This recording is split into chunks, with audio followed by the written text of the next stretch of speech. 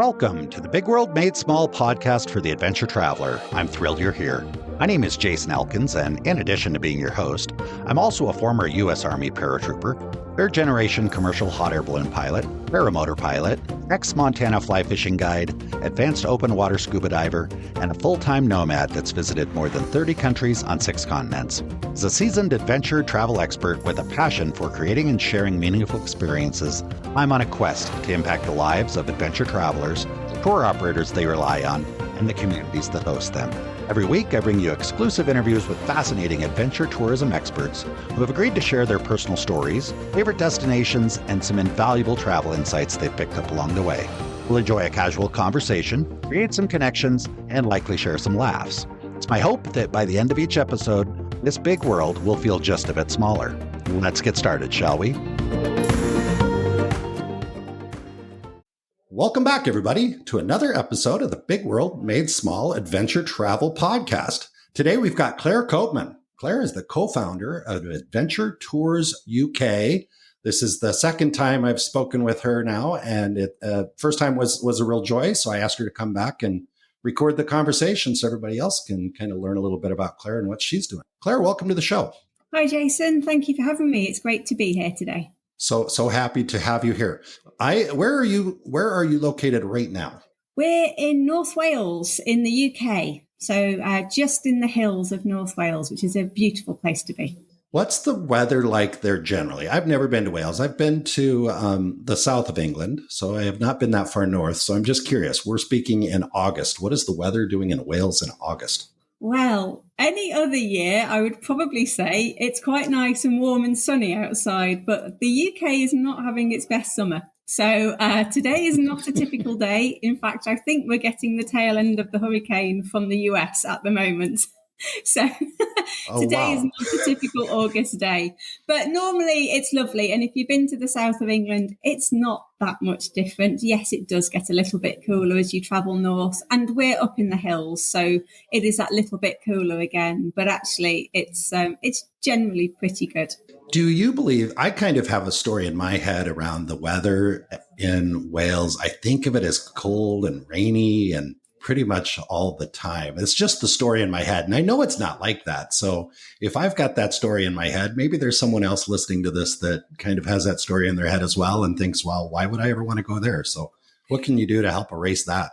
Do you know what I think? I mean, we get asked about the weather all the time. And I just had that question from one of our trade clients today saying, should we do a tour in April or August? What will the weather be like in April 25 or August 25? And I thought, I have no idea. If anybody could predict that, we'd make a fortune.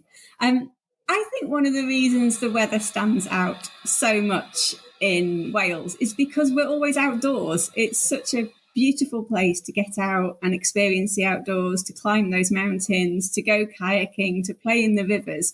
You notice the weather because you're outdoors all the time, because it is such a stunning landscape. Who notices the weather in London? You're generally indoors. Okay. Gotcha. No, that's a good point. I'm happy that you said a lot of people ask you that, because now I feel like it was a good question. Maybe someone else listening to this was kind of thinking the same thing. Now, that being said, are you offering tours year round, and what changes with the tours seasonally? We do tours all year round. We are certainly busiest in the summer. Most people do want to travel here, and that was one of the things that I was saying to my client earlier today, that actually August is probably more popular. But I think there's a misconception sometimes about the weather might be better. But the first thing I say to everybody is, please don't book a holiday. It's just because there's a lot of Europeans. Right. But please don't. Maybe it's because there's a lot of Europeans that take their vacation in August, right?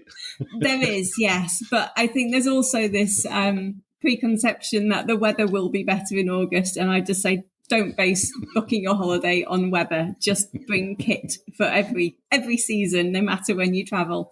But we also run tours in the autumn. The autumn is beautiful. It's much quieter everywhere. You get the gorgeous autumn, leaves on the trees, so golden reds and browns, and it's just a lovely place to be. Where I am in North Wales, we've got heather that's in bloom all over the mountainsides at that time of year as well. So just get this gorgeous kind of purple glow from the hills. And winter, if you like to get off the beaten path and go and explore in the snow, then, you can head up to Scotland or head into Snowdonia. And there's great places to explore all year round. Very cool. You said something that kind of piqued my interest, and I'm going to ask. You said that the heather is blooming in the fall? Yeah, August through September time. I always think that it's out now. So it's August now, the heather is out in bloom. But come September, I find that you tend to get, as the days start to shorten, you get some really incredible sunsets. And that golden sunset over a purple hillside of heather is just the most magical thing to see. And I'm very lucky that, my drive from the supermarket will take me over the moors and I get to see that kind of stunning sunset all the time. But it's a beautiful thing to see. And for me, I think that kind of early autumn time is just magical.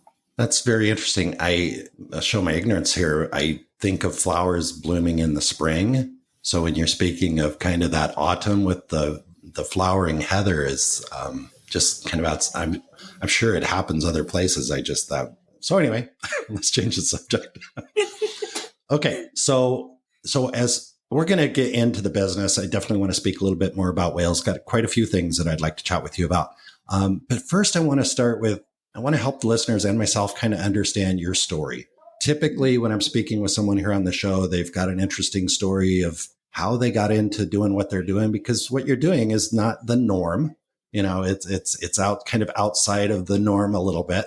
So I'd like to go back in the past a little bit, as far as you want to go, and help me understand, how did you get into this type of work? It's a good question. It's not, it was never a plan. It wasn't what I set out to do. And historically, I did not have a career in travel. My career was actually in marketing. I spent 20 years working agency side for marketing, in creative agencies and integrated agencies, working with all kinds of clients from Bupa, M&S Bank, through to British Cycling, Liverpool Football Club, all sorts of big names, certainly big here in the UK. And my last agency was a digital agency, and I spent 5 years there.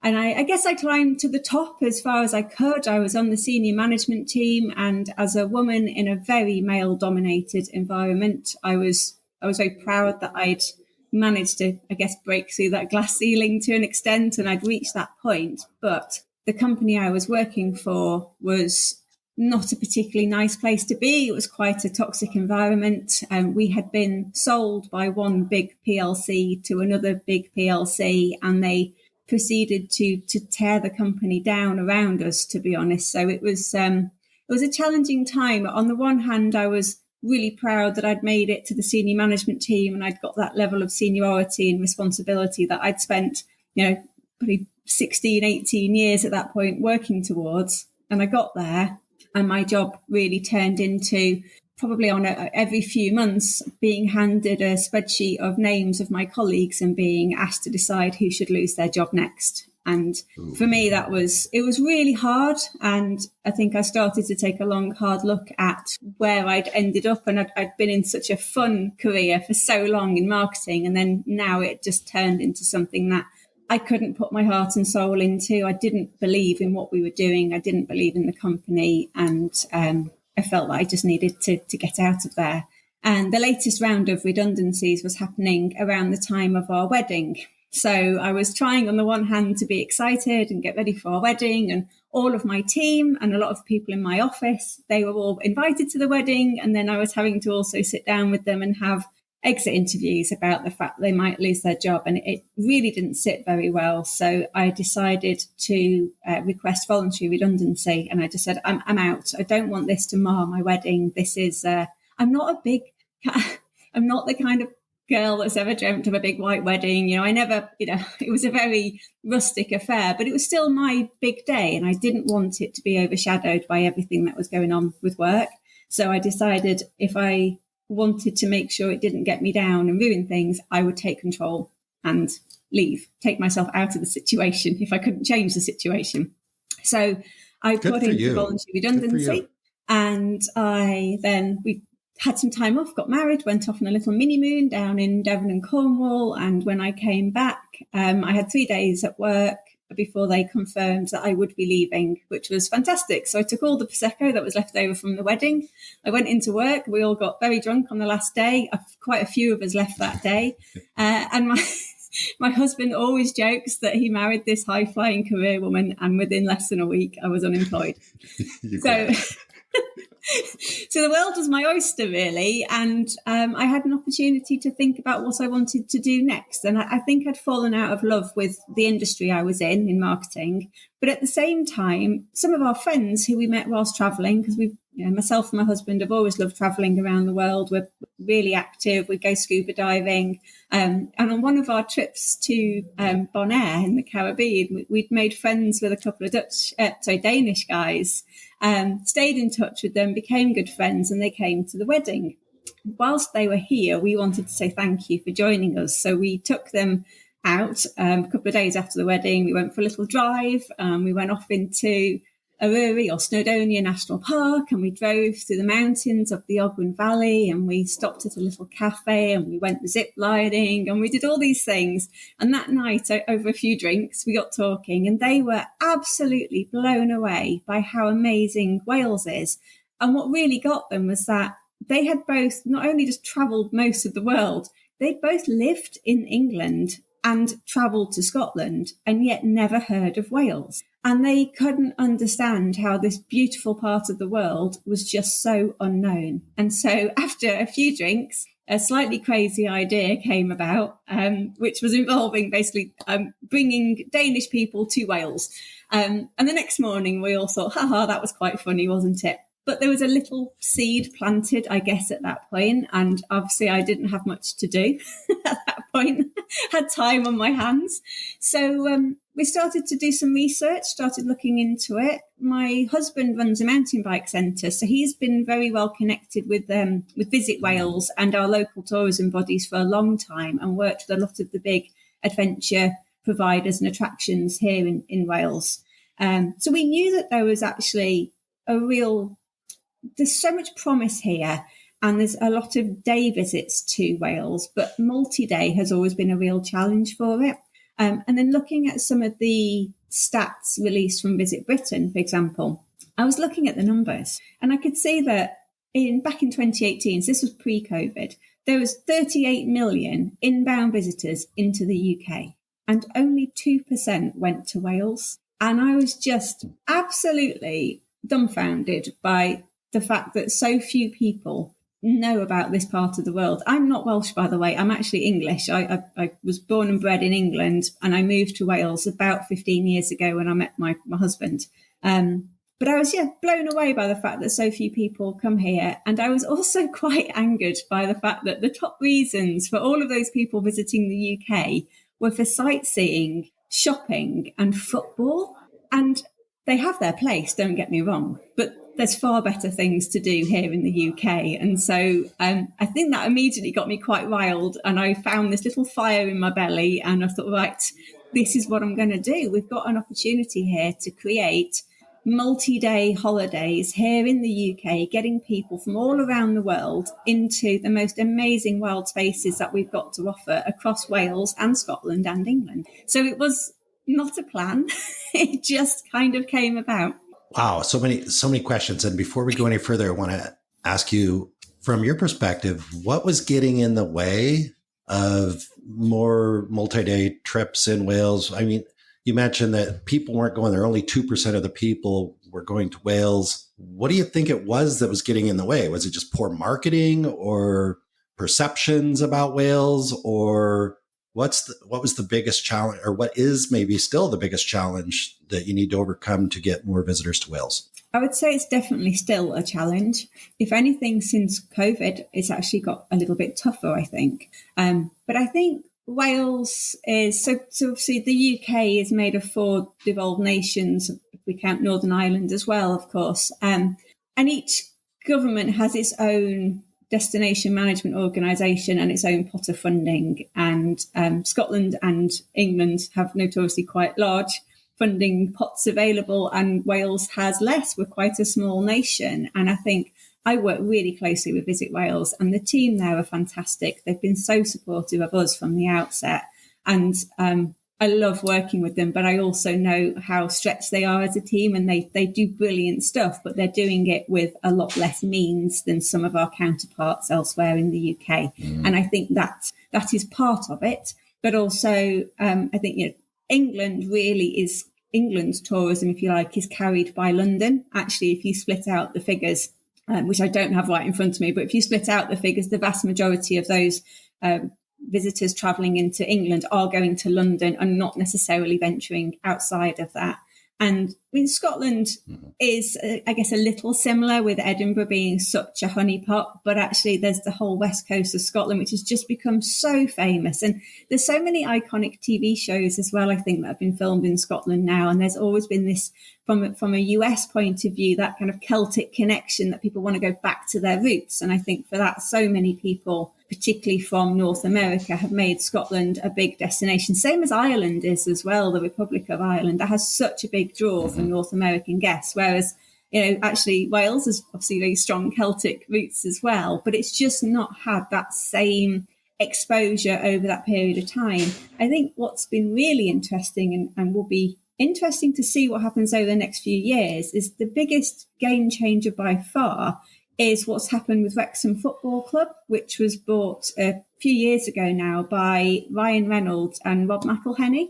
So obviously two big Hollywood stars very randomly bought the football club that is half an hour's drive down the road from me, that in a town that is really quite disadvantaged, is not a hotspot by any means. I've spent 15 years living just outside Wrexham and always saying, yes, I live in Clonarmon, it's near Chester.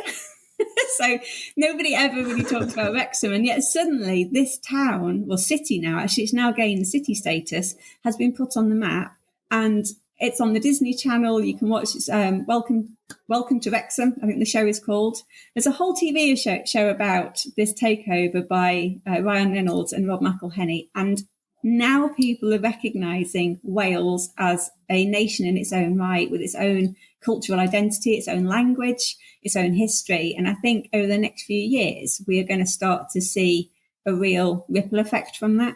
Very cool. I think that what you're touching on there is important, because when I think of Scotland or Ireland, I've been to Ireland, but still, I think a lot of people kind of have this picture based on movies that they've watched way back to, even I remember there was a John Wayne movie filmed in Central Ireland. I don't even remember it, but I know my parents remember it. But the movies is, Scotland, Braveheart, things like that have come out. So what I hear you saying is maybe Wales needs to have a big movie come out as well. Maybe Ryan Reynolds will do a movie about, Wales or something. That would be helpful. I haven't seen it yet, but the latest Deadpool does have one of the players from Wrexham AFC features in it. So really? Okay. He has brought a little bit of Wales into the latest Deadpool. And actually, Wales has been the location for quite a few films, but I think it's not been somehow not caught the same wave as the likes of Outlander, and you've got. I'm just looking at a trip for somebody at the moment that's got the Downton Abbey locations in it. I think there's some big hits out there which have then really put the location on the map. And I think Wales has had a number of TV and films based here, or certainly filmed here in parts, but they've not necessarily been the ones that have, hit the top of the charts, and therefore it's not quite broken through yet. I'm curious if someone listening to this right now is like, Wales is kind of just, they're not really sure. They just don't quite get it. They haven't maybe seen or don't remember seeing one of these movies. Is there a particular movie or TV show? You mentioned the one about the football team. Is there anything particular that someone should go to Netflix or onto YouTube and search out to get kind of a feel for what it's all about? Or should they just give you a call and book a trip? Yeah, give me a call and book a trip, because my TV and film knowledge is awful. And the only thing that's springing to mind, and this might be quite a British TV programme, but on Netflix, there was a brilliant series called Sex Education, which is like set in a high school. Yeah. That was in Wales, huh? That's around the South Wales and Wye Valley area. Yeah, if you walk Offers Dyke Path is a really famous long distance trail that runs the border between England and Wales. And at the southern end, you've got all the filming locations for sex education. All right, cool. That actually was kind of a fun show to watch. I saw that. So yeah. All right, very cool. I didn't mean to put you on the spot there. I was just curious because people do like to, I mean, I know I do. When I'm thinking about going somewhere, I do a lot of YouTube. I'll just go on YouTube and watch stuff. There's a documentary about the Andes Mountains, the magical Andes on Netflix. That's just like so incredibly inspiring. So, I know some people like to do that. So I appreciate you giving us an answer. But more importantly, you don't really experience it unless you go. So it sounds like absolutely. Yeah. And actually, one of the things about, I was just going to say, one of the things about Wales is that although it's often not at the top of people's list because they haven't heard about it, I have never met anyone that's been here and not been bowled over by it. And it's funny how many people want to come back here.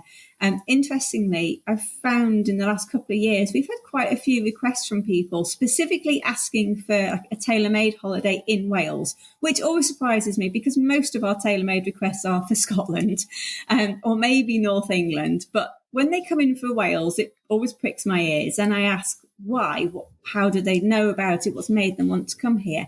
And it's funny how so many people maybe came here on a school trip when they were younger. And I'm talking people from elsewhere in Europe, have travelled on an overseas trip and came to Wales. And it's really stuck with them.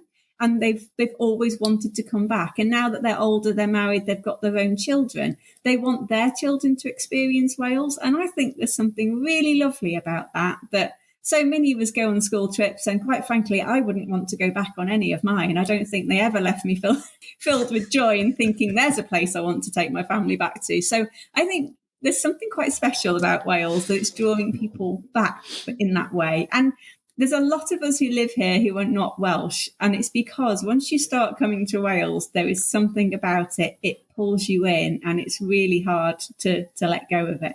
That's it's very cool for the listeners that aren't able to see your face. I can see that the kind of affinity for where you are and why you're there, and it really comes through both in your face, but also I'm sure in your voice.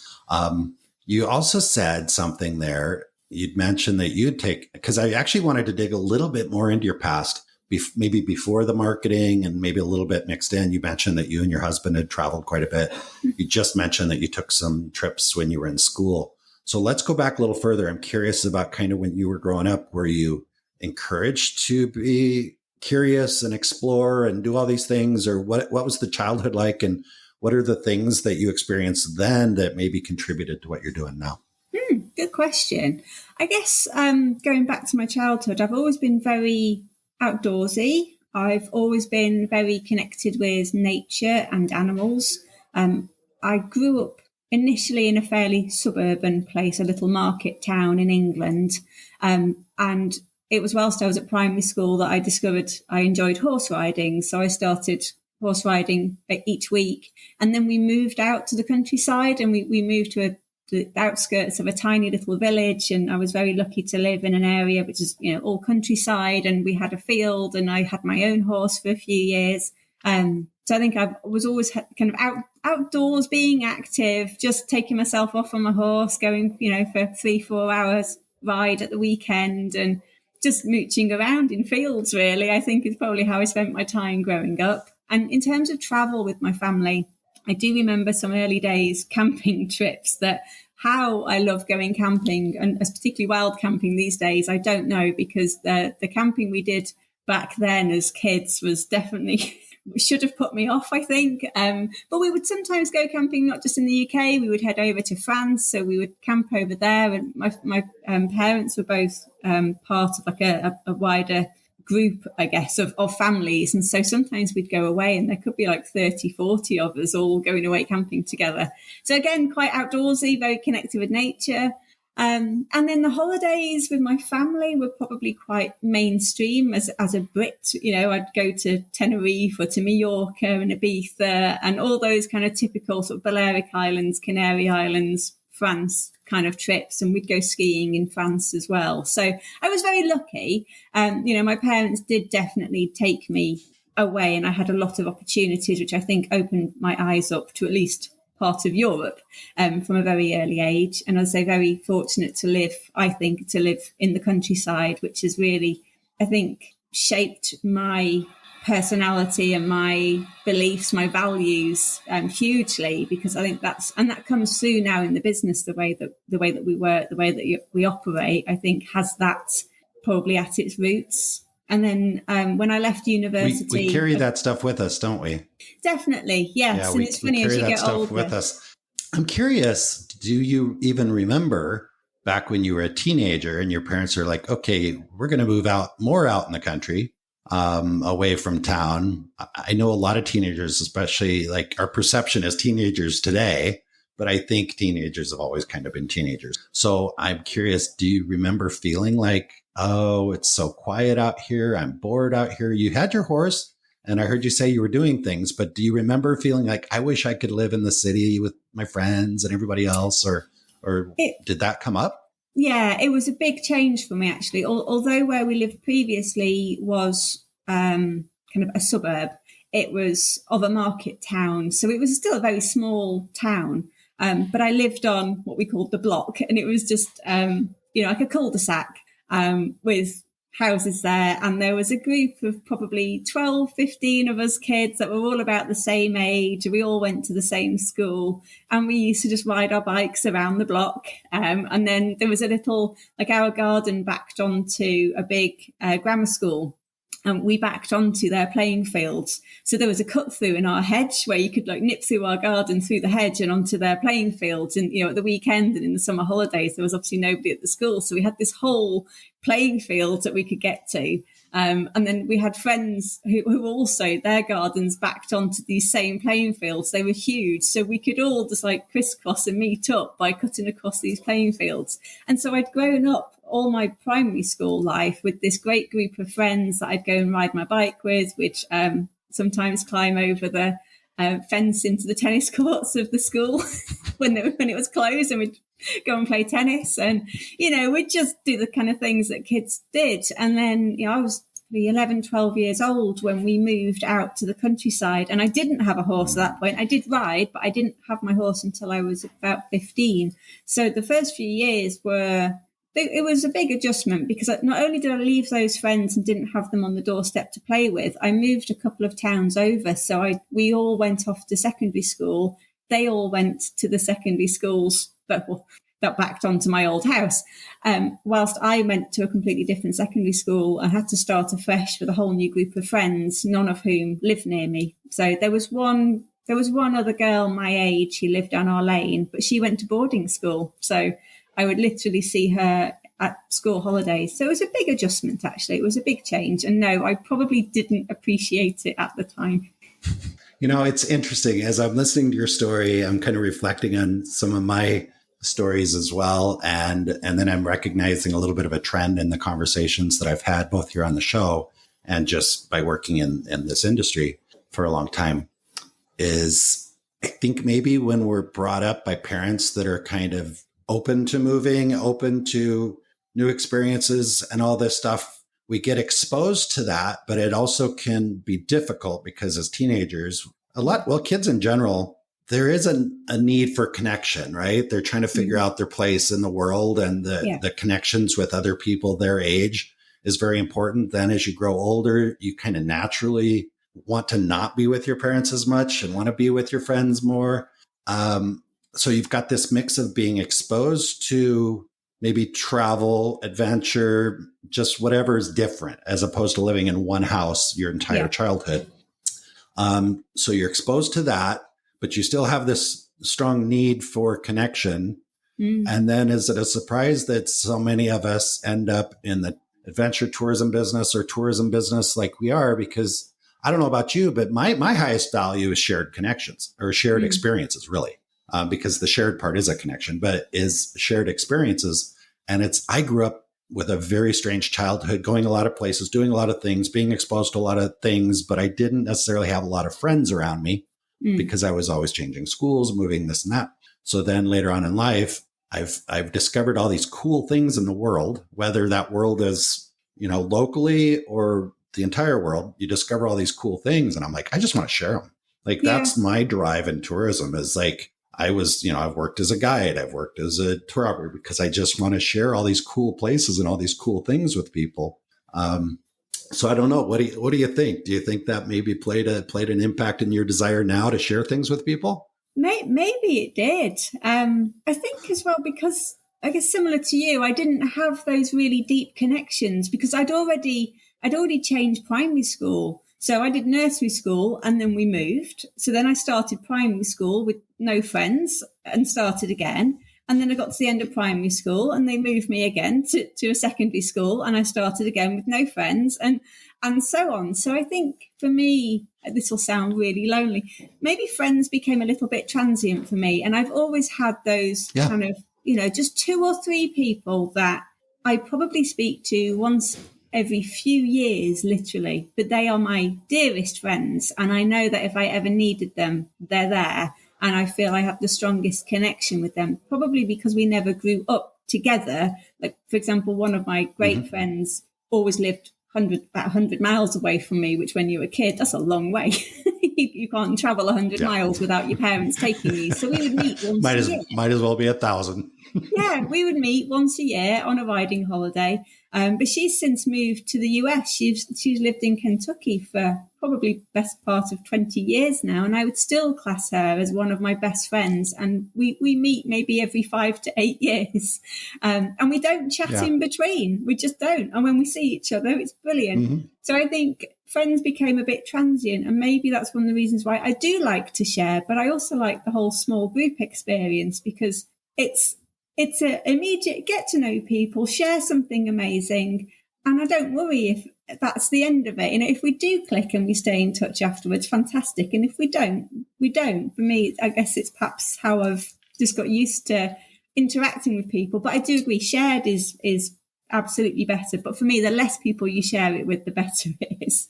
So definitely small groups. Everything you're saying is just resonating. My brain is firing off because I get it. I've led a lot of group trips and I worked as a fly fishing guide in Montana. Actually, there's a connection there because I remember I read something somewhere, maybe somebody mentioned to me that, your clients, when they come to Montana and they want to go fishing for a day or 2 or 3, I don't know if I align completely with what I was told, but I remember being told they're paying you to be their friend.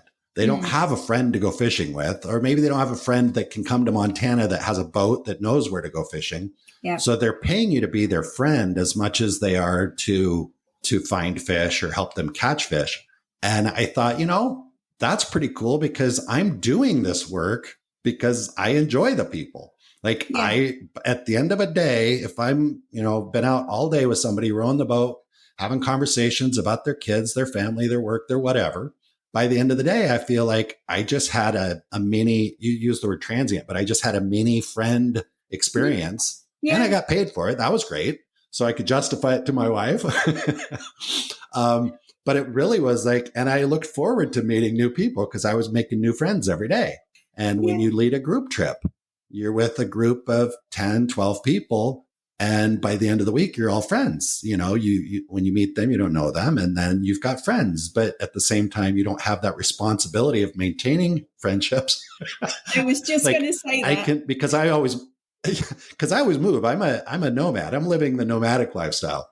It's a real challenge to make friends when you show up and you're like, I'm going to be here a month, maybe, unless I get bored and leave in 2 weeks. And so making long-term friends is virtually impossible. In the traditional sense. But at the same time, every time I go to a new place, I get to make new friends. And if I go, if I'm staying at a guest house or something and some other guests are, let's go do something this weekend. And you have that little mini friend experience that fulfills that need for connection. And just remembering a lot of the conversations I've had here on the show, I think that maybe that's a kind of a common thread for a lot of us. So I appreciate you going there with me. I guess it is. A tour group is like friends without strings attached, isn't it? You get the fun bit of getting to know people and there's none of the pressure. It's friends with benefits. Yeah. In a different way. And if the fun bit is getting to know people, isn't it? And I think, and sharing something, especially, if I think about some of the group trips that we do, some of them are quite challenging and they really put people out of their comfort zone. But for me personally, I think there's so much less pressure when people can't have an expectation of you if they don't know you, and therefore you can't put yourself under pressure of whether you're going to live up to their expectations, because there aren't any. And I think that's a really big thing for anyone who's thinking about doing, solo travel on a small group trip and they're worried about what other people might think. Don't worry about it, because they're not thinking about anything other than how they're going to fare. And then you'll all meet each other and realize you're all in exactly the same boat, have a great time getting to know each other, go and do stuff that you didn't know you could do. And you probably let your guard down a little bit more and let yourself dare to do a bit more, because you haven't got the pressure of existing relationships and expectations around you. And I think that's I guess life as a tour operator, you get to enjoy that out on the road with the groups that you meet. But even sometimes sat at a desk when I'm talking to a new guest and I'm trying to plan their tailor-made trip, and I really want to get to know them. Like, some people don't like to share much, and they just say, well, I want to go to Wales and I want to do 8 days. What do you recommend? I said, well, I'd like to have a video call because I really want to get to know you and I want to understand what you like and what you don't like. And I love that bit about getting to know them. And then I can go away and I know that I can craft a brilliant trip that they're going to love. And I love that satisfaction, that kind of real pleasure of going, I've just made their holiday. I've made their year because they've just had the best trip of their life. And then we can all go away and carry on with our separate lives. It's great. That's cool. This is an interesting conversation. Thank you. I mean, I see that. And what I heard you say, no, I want to do that. Like, maybe the potential client is, oh, we don't need to do a video call. I just want 8 days, just whatever.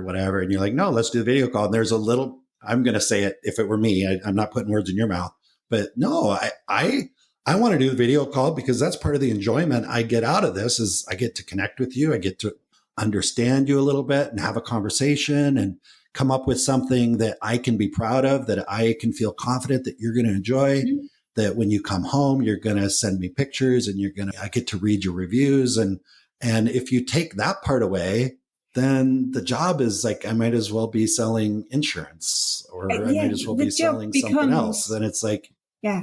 There's so much. I'm in the tourism business because I like people. Please let me have a video call with you. Absolutely. And I want that connection. If I don't have that connection with somebody, I worry so much about the itinerary that I'm creating because I'm second guessing. I don't know if they'll like it. So I start trying to put too much in and then I take it out again because I just don't know if they might like that or not. Whereas when you've had a chat with someone, you can really, without them necessarily telling you that much explicitly, just from speaking to them and hearing about what they've done before or little things about, the younger one's a bit scared of heights or my husband's not a big fan of water or whatever it might be, I can immediately start checking off things in my head that, actually, okay, well, I won't do that activity, but I think everybody would love this. But maybe actually mum and dad could split up for today and they could go, one does that with the kids and one does that one with the other kids because I think they'll both enjoy it. And, it's not a one size fits all. That's not what we do. So if you want a one size fits all and you just want to pick something off a list, probably we're not the right company for you. But if you want to just give us 15 minutes of your time and we can have a great chat, I'm going to create the most wicked tour you've ever had. And I'm going to love every minute of creating it for you. I love that. I think that's the difference between the tour operator like yourself that's really into the custom, the tailor-made, a bunch of different words for it, bespoke, whatever. And it's probably more about their personalities than anything, because you've got other tour operators that are like, I just want to put the tours on the website. I want to automate everything. I want to use AI and I want to make it easy for people to book the tour sitting in their underwear in bed at 3:00 in the morning. And I think there's a place for both. I get that a lot of people, that's how they want to book their experiences. But we as individuals, this is my business. I'm going to do it the way I want to do it. And I like people. I want to connect with people. Claire, why do you think I do a podcast? Right. And I do it on video. So those people that are listening, please know that I'm looking at Claire's face now. So I get to do this, once or twice a week. I have a conversation with somebody interesting like yourself. I'm able to connect and kind of get to know you a bit. And I don't make any money on this podcast. I don't have any sponsors. This is just my opportunity to connect with people. And it's because that's the type of person so I get it. You and I are on the same page. I do believe. So very cool. Hey, and also because you mentioned video calls specifically, and I find, and I'm curious, you probably find as well, like it's so much easier to connect with someone when you can see their face. Yes. Because traditionally phone calls, we haven't had video calls forever. No. Traditionally, you might call a travel agent on the telephone, and that was fine. That was better than sending a letter, I guess. But now we've got the ability to do video. So when you are asking a person, do you like what kind of this? Tell me about your last trip, what you liked most about it, whatever questions you ask. You're able to see the micro expressions on their face. Yeah. And instead of them just going along with whatever you're suggesting, you can see, well, I can tell, I don't think you're very excited about whitewater rafting. I can just something about the look on your face. So let's discuss that a little bit more. And then maybe you end up, they do sailing or something instead. I don't know. But, right. So yeah. Do you get much, do you feel like you get resistance from people to get on a video call? Not generally. And what I have found, and this happened recently actually, and we've said, lesson learned, let's not do it again. Generally, people are very good. And if they're serious about booking with us, then they will put in, they'll put aside that little bit of time to speak to us. Because I think also most people who are serious about booking want to know who they're booking with and who they're spending their money with. And they want to know that they can trust us and that we understand what they're looking for. So generally, no, most people are pretty good. Obviously, we have to make ourselves available at strange times of day, quite often to work around people's working hours or different time zones across the world. Occasionally, we have had some resistance, in which case, in all honesty, we tend to let those inquiries kind of peter out because we don't feel that we don't really feel that we can genuinely create a good itinerary for you if we've not had that call. So if we can't have the call, where do we start with the itinerary? But occasionally, we've had, and it's almost a filter because there's a lot more. There's a lot more back and forth, and there's a lot more risk, I guess, in the sense of that they're going to be disappointed. They're going to have a bad experience. That's a challenge. I'm actually working on a website, kind of a calendar integration right now for somebody. And we are using kind of a routing for them. And it's like, okay, would you prefer a video call? We are giving them an option of a regular telephone call. Would you prefer a video call, a telephone call? Or would you like to go back and forth by email is the word I'm using. And if they select back and forth by email, it's like, okay, here's our email address. Good luck.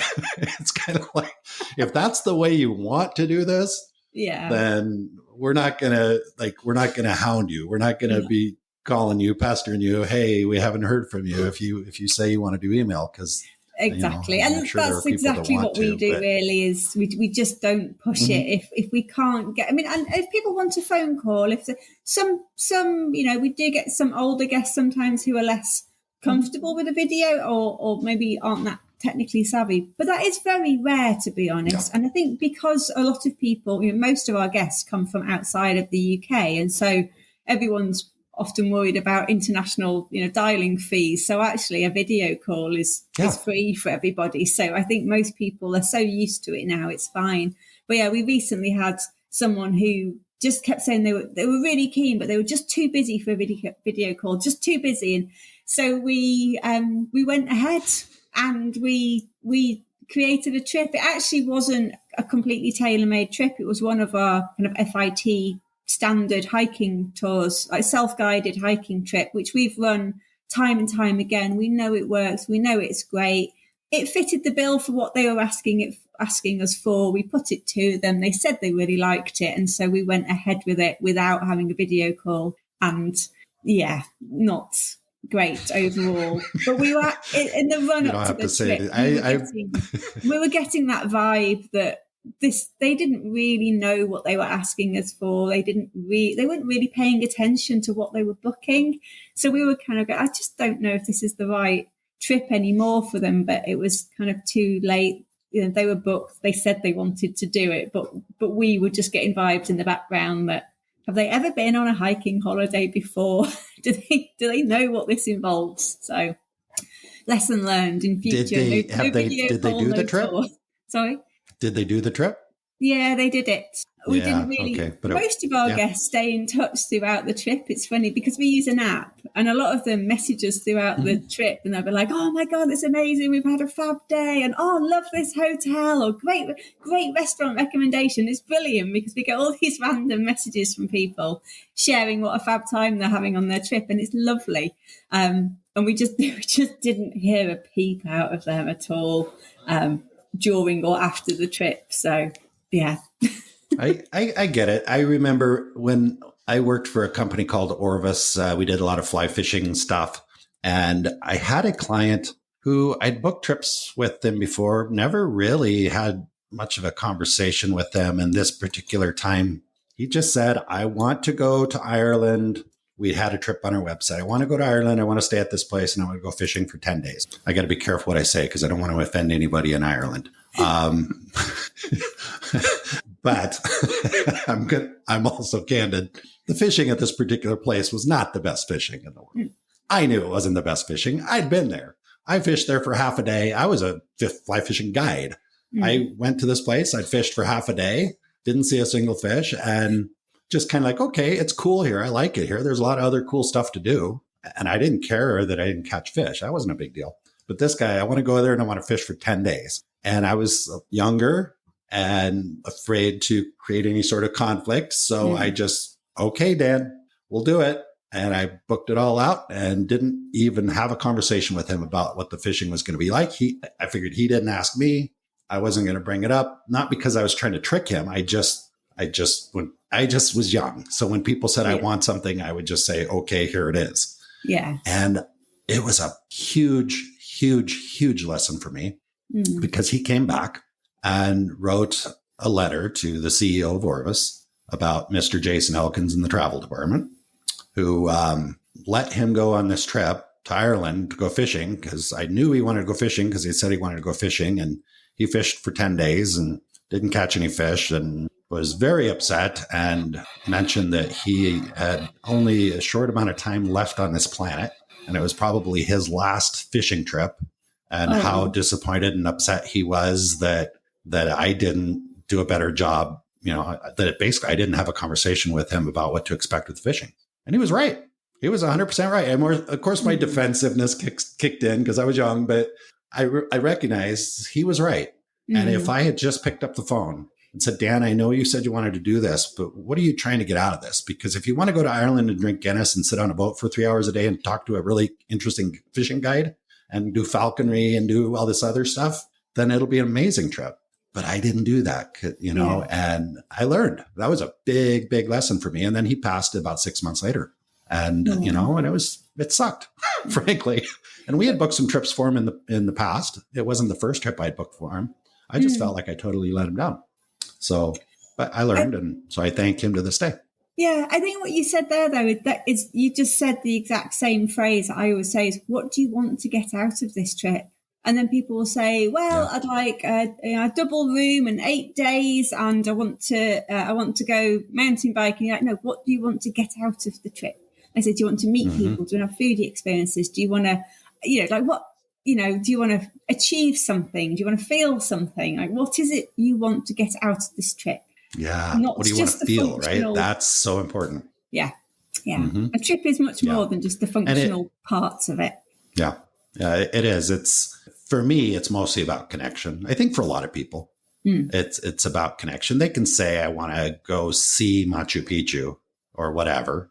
And I get that. And I would probably argue that maybe subconsciously that's an excuse to go somewhere that you're going to meet other people that are maybe like you, or maybe the guides, maybe like the guides that you're with or other travelers or whatever. But I've just come to that conclusion because if you said, Jason, you can go to Machu Picchu by yourself, you're going to hike for 3-4 days by yourself. We're going to give you a map and you're not going to talk to or see another person for 4 days. I'm like, screw it. Why would I want to do that? I've been very fortunate to travel to some amazing places, a mix of by myself. There's always someone around, but it's always the people. It's always, even if it's just standing there next to someone enjoying the view and saying, wow, isn't this cool? Or maybe it's just a look or an expression on the face. It's like, can you believe we're here it's almost like I'm not there if I don't have somebody to share it with on some level. But that's me. I don't know. What do you think? No, I always felt the same. After uni, I went traveling. I did the typical 6 months backpacking around Southeast Asia, and I loved it. And I went with my boyfriend at the time, who was not not in my life these days. But I remember the two of us traveling. I'm sure your husband. Did you say that for your husband's benefit? Yeah, not in my life. No, we were together for quite a long time, and obviously it was a very big thing for us to it was probably my first time really leaving home for any period of time, and I went about as far away as I could have possibly gone. But I always remember seeing all of these other solo backpackers, and part of me thought, am I just not brave enough to have done it on my own? Like, am I missing out because I haven't done it on my own? And I think as the months went on, I really came to the conclusion that in fact, it was probably post-trip, it really kicked in. For years afterwards, we'd talk about it. And that was such a shared memory. If you didn't share that memory with somebody, did it really even happen?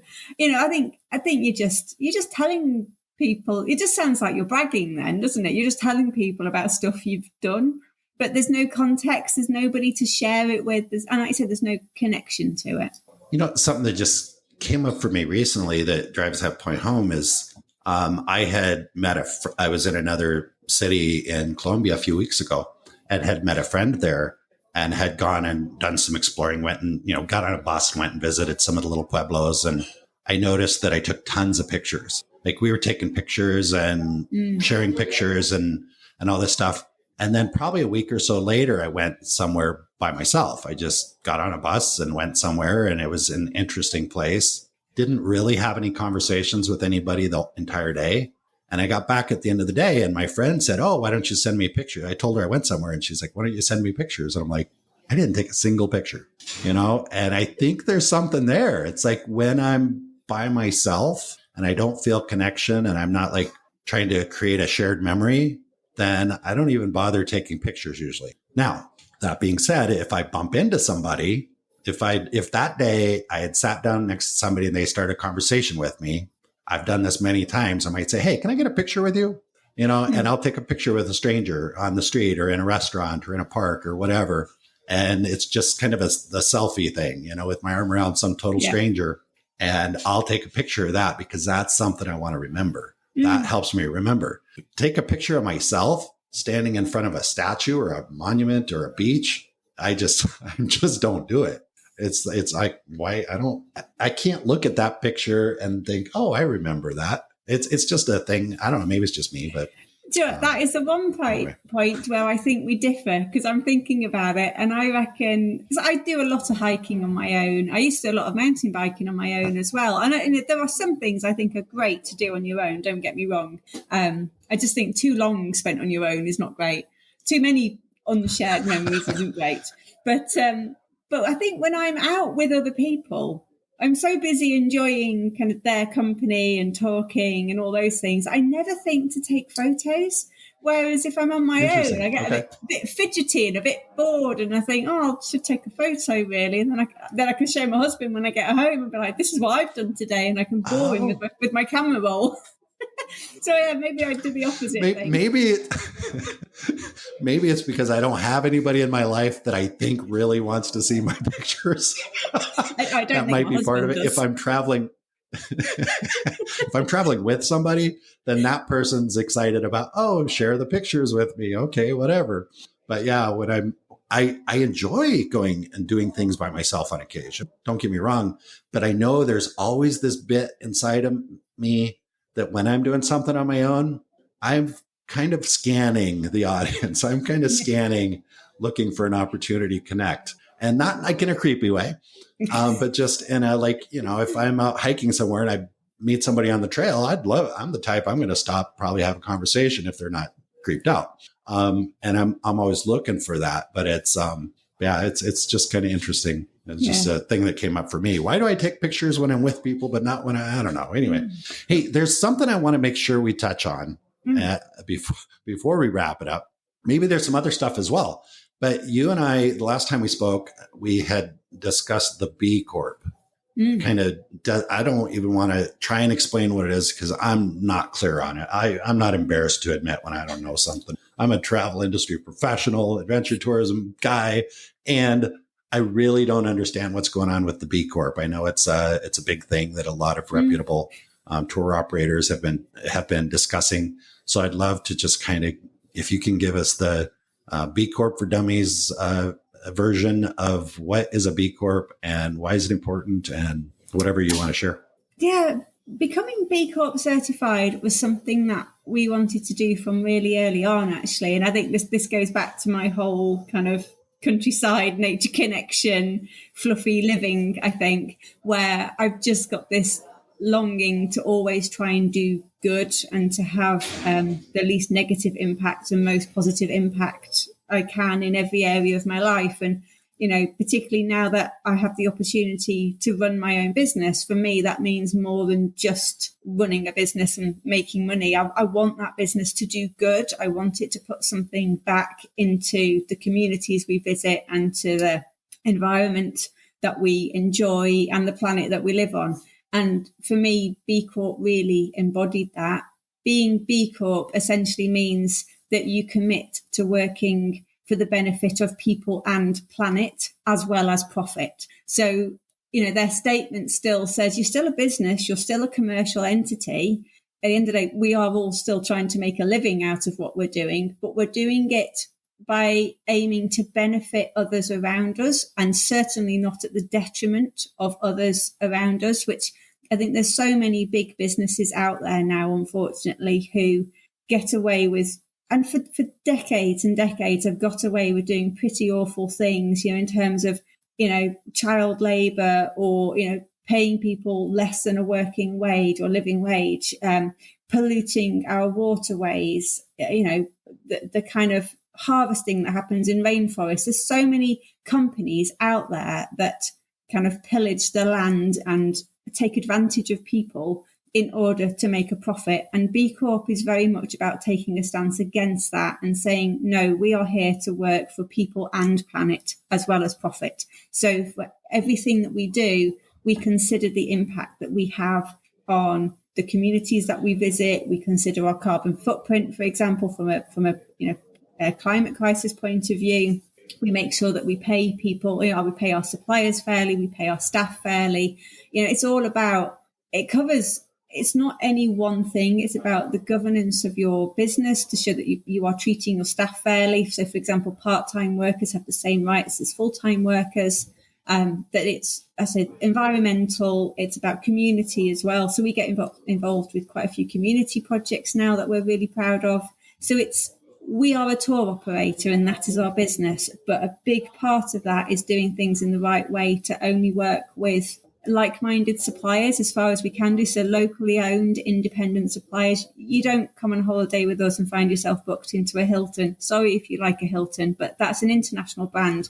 You spend money to come to, whichever part of the UK it is. We believe that your money that you spend should benefit the people in that region you're visiting. It shouldn't get siphoned off to London or to New York or wherever the headquarters of that hotel is. It's about keeping the economic benefit within the areas that you travel. It's about lessening our negative impact on the environment. It's all of those things. So it's just about trying to do business better.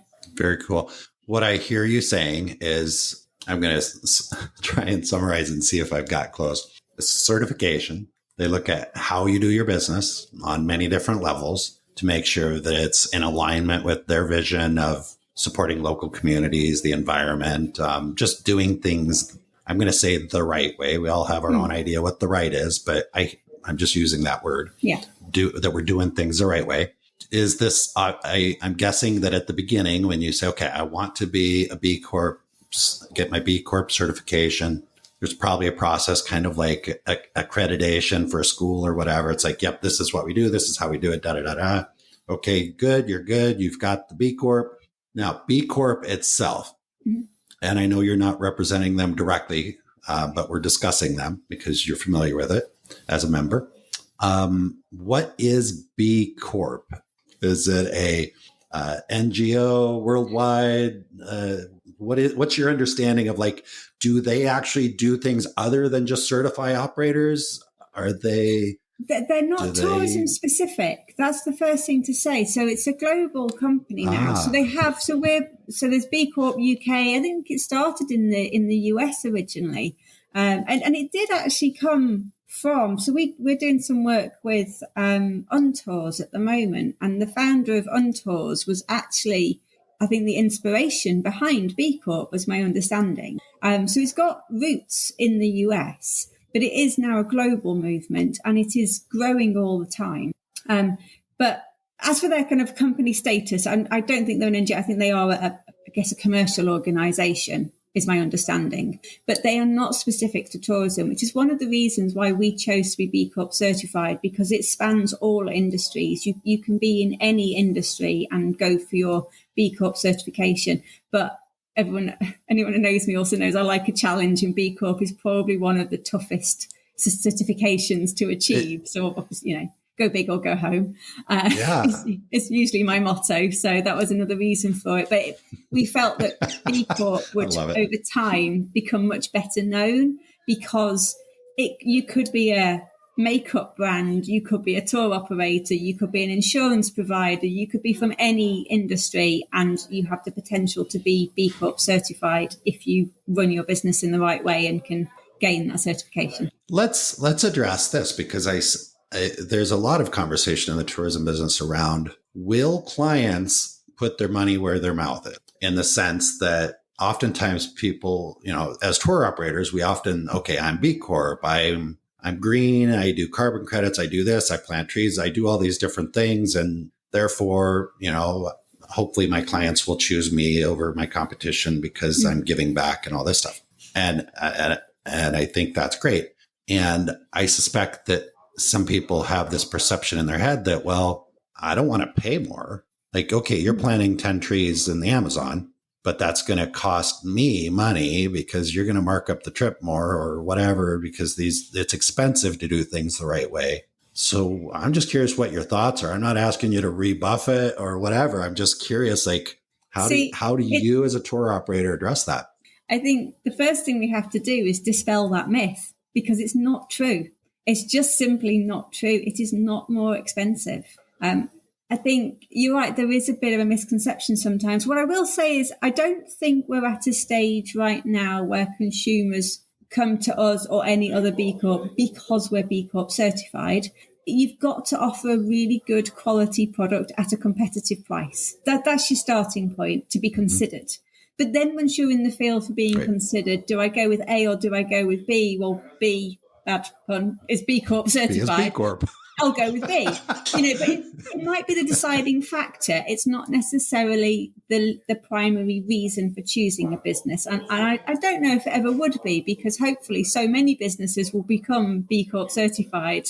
Because I don't want it to be a rarity. I don't want to be unique or special because we're B Corp. I want to be part of a growing movement that encourages every big business to follow our lead and realize that they need to start treating people on our planet better.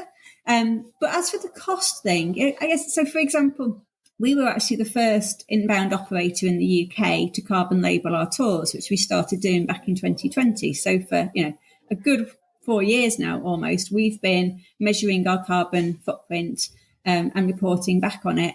But by measuring our carbon footprint, it meant that we could truly understand, okay, so if we talk simply about planting trees to offset carbon, and by the way, we're all about carbon reduction. So we try and reduce our carbon as much as possible year on year. And we've got, goals in place, targets that we have in order to become net zero by 2030. But measuring it means that we can understand what the carbon footprint of the trip is. And then we can see, well, how many trees do we need to plant for that traveller?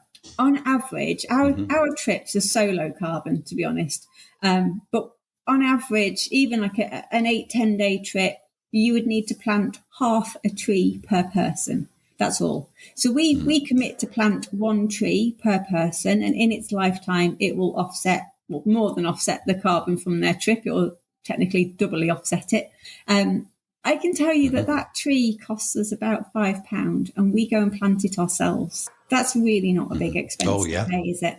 And I think there are some companies, I was on a call recently and I heard some of the prices that some operators are charging for the trees, but a lot of them are buying carbon credits or they are paying into tree planting projects. And that's fine if that's what works for you. But I'm a big believer in, it's not just about planting trees. Planting trees is not our way out of the climate crisis, by the way. We can't plant our way out of this. There is not enough room on the planet for that many trees. And there is such a thing as the wrong tree in the wrong place.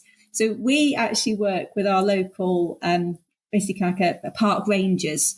And we've got a dedicated piece of land that we've been planting trees in over the last few years. That was identified as a piece of what was previously ancient woodland.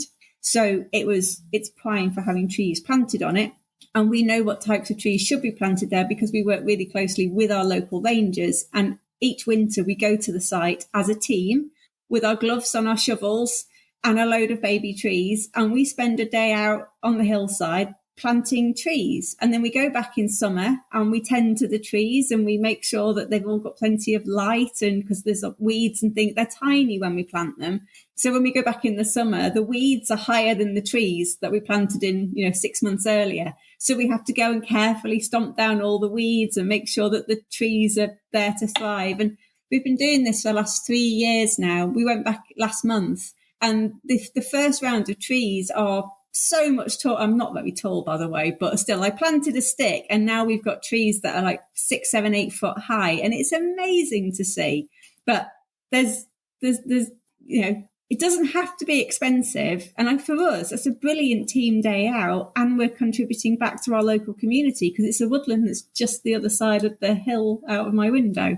Yeah, it's very cool. I'm happy you said this. We can't plant our way out of this, and that you got to plant the right tree in the right place. And because I've planted a lot of stuff in my life, I'm pretty sure most of it's dead. So me as a tour operator saying, "Oh, I planted 100 trees last year," with my ability to nurture plants, that's not saying much. So I'm happy you pointed that out. Claire, we've discussed quite a few things. That was a really fun conversation. I really, really enjoy you kind of going a little different direction with me and bringing me and our listeners kind of up to speed on what B Corp is all about. And I'm curious, what else should I have asked you? Did I forget to ask you? What else do you want to make sure our listeners know about either you, Claire, or Adventure Tours UK or Wales or trees or anything? Is there anything we should discuss before we wrap it up? I think we've probably touched on most things. I think that the key thing for us is that, people understand that we're a very genuine small business. We're very committed to what we do. We're passionate about what we do. We really want to hold the hand of each of our guests, if they're individuals traveling with us, or if it's, we work with trade clients as well, and we operate tours in the UK on behalf of other big outbound operators around the world. Whether you're a trade client or an individual guest, we really want to kind of hold your hand and lead you through some of the most amazing experiences here in the UK. We just want to get people out into the outdoors and really, we've always said from the start, our mission is to put the UK on the global adventure travel map. And I think the UK is really starting to take its place in that. But we know we've got quite a long way to go. But, we do it in what we feel is the most genuine and authentic way. We are mountain bikers, hikers, trail runners. This is what we live and breathe. And we just want to share our experiences of the UK with you. And I think that sets us apart from a lot of people out there, a lot of businesses out there, because it is such a genuine experience. Yeah, I can tell. I'm happy that you brought that up, because I didn't do a great job of really figuring out, okay, what is it that you do? Because I think that's important to know. So what I heard was the UK. So it's not just Wales. We spent a lot of time speaking about Wales and tourism in Wales, but I also picked up in the conversation that vast majority of your leads are coming, or your clients, potential clients, or your the guests are visiting maybe Scotland, England, and Northern Ireland. Or do you do some stuff? We don't offer Northern Ireland yet. I'd like to at some point in the future, but not yet. Just logistically, it's a ferry away. So it's just, at the moment we stick to the mainland UK and of course all the Scottish islands. So one nation at a time. Northern Ireland is very difficult. Yeah. Nice. Anyway, very difficult. Okay. I don't know if that'll come across in the podcast, but anyway. Okay. And so you're a DMC, so destination management company. So you work with other tour operators. So you might have somebody in the US that does tours all around the world that you work with to take care of your mutual clients, should they choose to go to the UK. We've got your website linked in the show notes. So if somebody is interested in going to the UK and doing some of those fabulous activities that you discussed and going with a B Corp certified company, the website's right there, so they can check in there. Yeah. And I'm curious, do you do group tours, right? So if you've got a solo traveler, maybe able to hook up with a group of other people as well, it sounds like? We do. Most of our small group tours that we run for ourselves are on the slightly more challenging side. So for all of our trade clients, the DMC work we do a lot of your kind of typical hiking and cycling trips, which are great, but we wanted to set ourselves apart with our own tours. So we tend to focus on the more kind of mountain hiking, like, big multi-day mountain challenges, trail running challenges, mountain biking. So if you're looking for something that a little bit more strenuous and a bit more of a challenge, then we've got the small group tour for you to come and join, for definite. And we do loads of tailor-made. And I'm guessing that if somebody listening to this that is a solo traveler that was inspired by our conversation and you just scared them away with trail running and what the words you said, I would encourage them to connect with you anyway, because I suspect that you may have potential openings on other group tours with your partners and stuff like that. Yeah. So I would encourage anybody that's listening to this conversation that is interested to reach out to you directly. I know you're going to take great care of them. And if you're listening, do the video call. Just a bit of advice. Do the video call, because, oh my goodness, had I been able to do a video call, here's the thing. I'm going to wrap it up with this. Had I been able to do a video call with Dan, the guy that I sent to Ireland to go fishing, if that had been a video call, I don't think I could have possibly not dug deeper, because I would have seen the look on his face. I might not have initially jumped in, hey, Dan, the fishing there is not what you're going to expect based on the other place you've been, but I would have been able to pick up on it. I'm a smart guy. I can pick up on things when I see them or hear them. Problem with them is just written communication. Written communication, like only 7% of our communication is the words we use. Yeah. So don't do the email route. So Claire, thank you so much. Wonderful guest for the show. I appreciate you sharing your time with myself and the listeners, and I look forward to collaborating on some projects with you in the future. Thank you. It's been a pleasure. Thanks, Jason. I trust you enjoyed listening to the conversation as much as I enjoyed recording it. If you're enjoying the Big World Made Small podcast, please take a moment to tell the algorithm by subscribing and posting a review so that others can benefit as well. I also invite you to take a quick trip over to bigworldmadesmall.com and join our private adventure travel community to receive new episode notifications, special access to our guest experts, and perhaps even some exclusive partner offers that we haven't discussed on the podcast. I'll publish another episode soon. Until then, keep exploring. It's the best way to make a big world feel just a bit smaller.